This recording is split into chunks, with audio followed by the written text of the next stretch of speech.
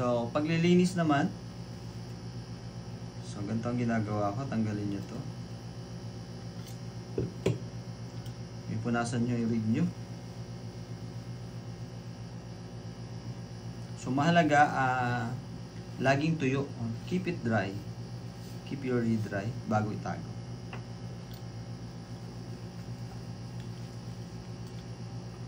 And then ito,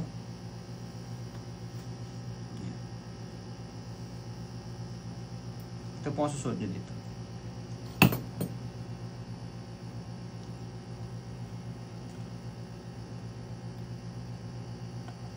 Yan. Yan, higit lang. Para matuyo yung moisture dito. So, pwede nyo gawin ulit. Kabila naman.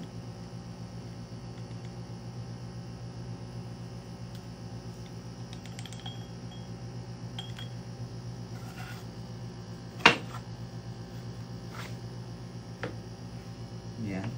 So, yun po, malinis na. Pagdating dito, yan, ito naman ang magpapatayo. Ito yung panlinis na.